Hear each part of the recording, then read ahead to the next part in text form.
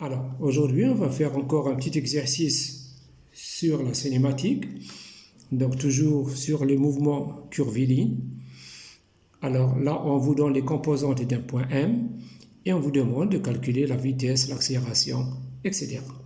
Donc, dans cet exercice, on nous dit les composantes d'un point M sont données en coordonnées cartésiennes par x égale 2t, y égale 3t au carré plus 1. Premièrement, écrire le vecteur position. Deuxièmement, déterminer les composantes ainsi que les modules des vecteurs vitesse et accélération. Troisièmement, déterminer les composantes intrinsèques de l'accélération, c'est-à-dire l'accélération tangentielle et l'accélération normale. Déduire le rayon de courbure. On peut ajouter, comme toujours, une autre question. Quatrièmement, déterminer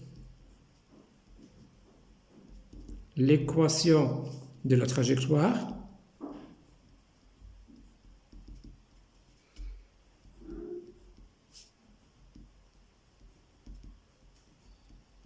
Déterminer l'équation de la trajectoire. Tracez-la.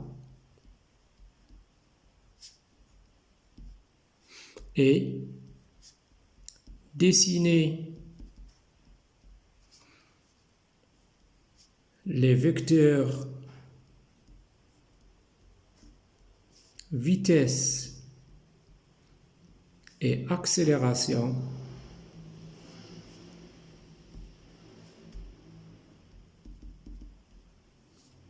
à t égale 1 seconde. Voilà, ainsi on aura un bon exercice. Donc, pour commencer,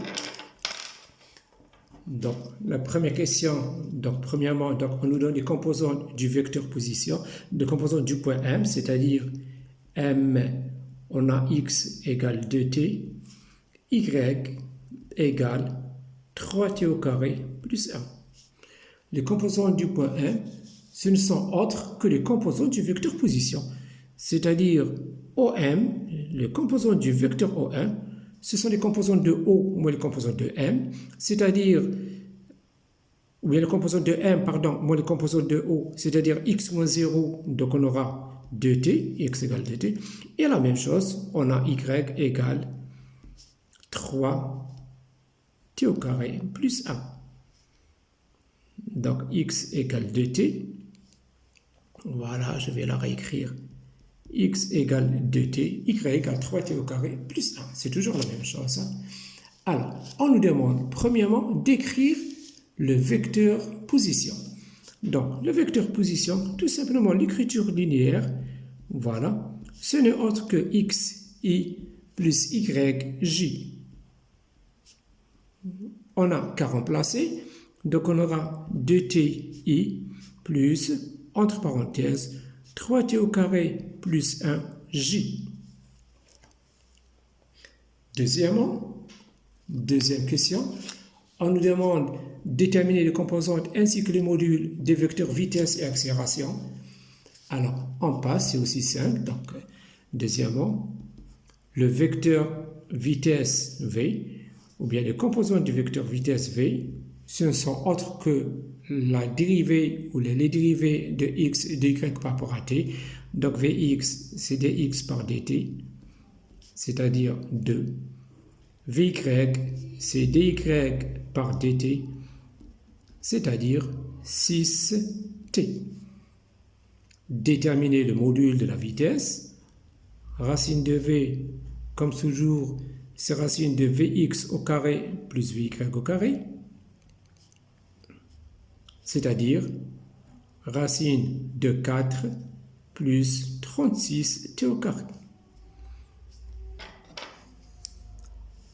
Si les composantes du point M sont données en mètres, alors la vitesse sera en mètres par seconde. Généralement, les composantes sont toujours données en mètres, ou bien on ajoute, j'ai un mot donné énoncé, vous trouvez que x, y sont donnés en mètres. Ensuite, on passe à la détermination de l'accélération.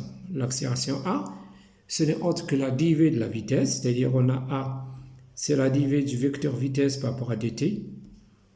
Alors, les composantes de A, on aura AX, c'est la dérivée de Vx par rapport à dt, c'est égal à 0. La composante AY, c'est la dérivée de Vy par rapport à dt, c'est égal à 6. Le vecteur accélération, si on peut l'écrire linéairement, il s'écrit 0i plus 6j, c'est-à-dire directement 6j. On remarque ici que le vecteur accélération est parallèle à l'axe des y. Donc, une chose supplémentaire, donc le vecteur A est parallèle à OY. Le module de l'accélération A, on peut écrire comme ça ou bien tout simplement comme ça, c'est exactement la même chose. Comme la vitesse, on peut l'écrire tout simplement comme ça. Alors, ce sera racine de AX au carré plus AY au carré. Donc, AX c'est 0 et 6, c'est-à-dire ce sera racine de 6 au carré, donc c'est 6 mètres par seconde carré.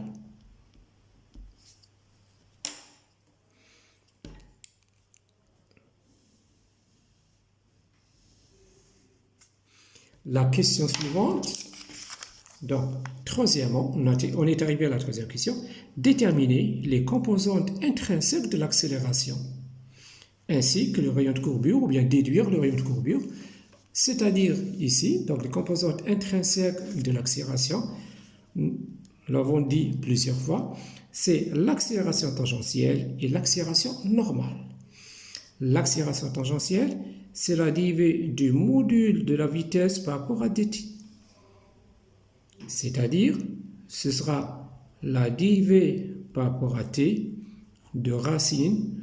Je vais écrire, je commence toujours par la plus grande puissance, 36t au carré, plus 4. On dérive le module de la vitesse. Alors, un petit rappel, la dérivée de racine d'une fonction u, de racine de u, c'est égal à u' sur 2 racines de u. Alors, on aura u', c'est-à-dire 36 fois 2, 72t, divisé par, la dérivée de 4 c'est 0, par 2 racine de 36t au carré plus 4. Alors, l'accélération tangentielle, on simplifie par 2, ce sera 36t sur racine de 36t au carré plus 4.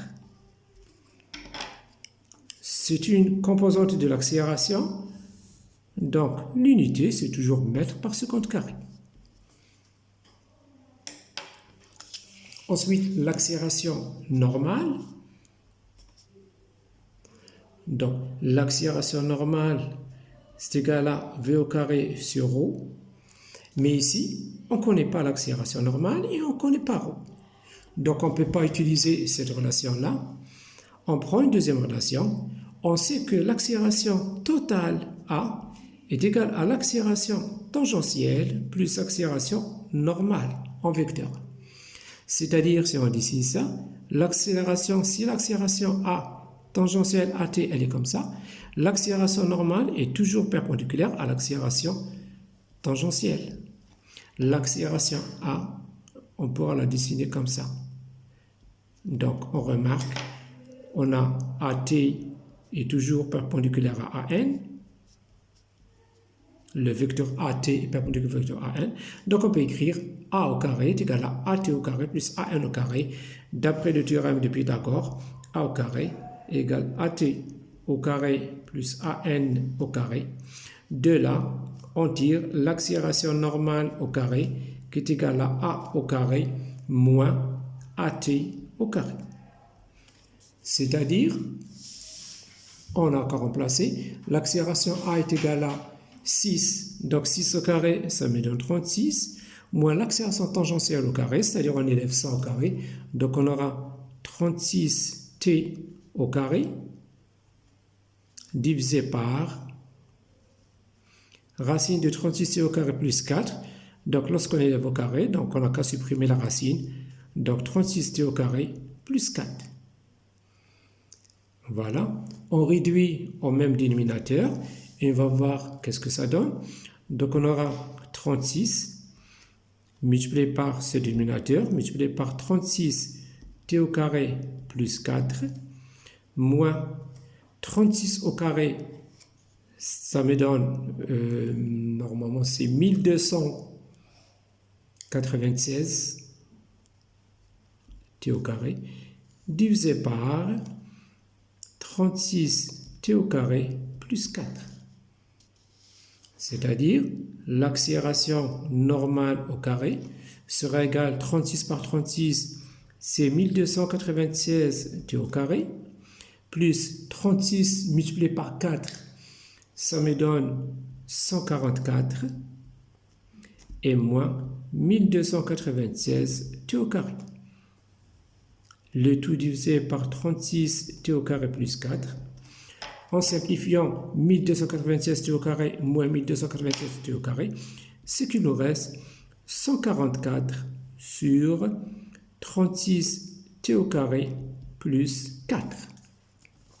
Alors, ça c'est AN au carré. Alors, l'accélération AN sera racine de 144, ça me donne 12, sur racine de 36 t au carré plus 4. Bon, toujours accélération sur mètre par seconde carré.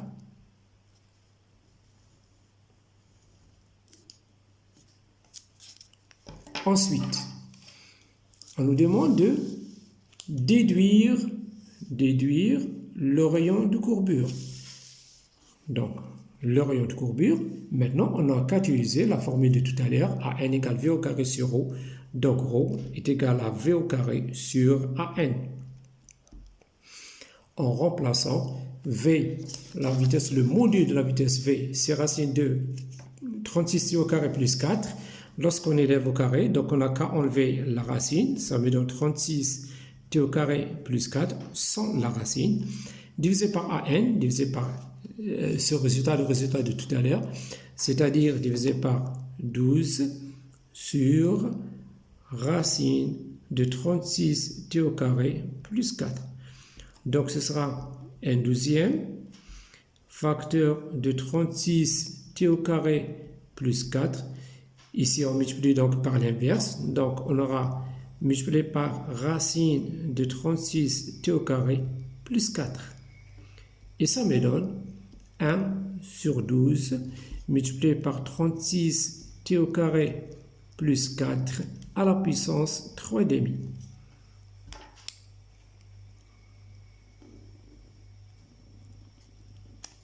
Le rayon de courbure, c'est un rayon dont l'unité, c'est mètre.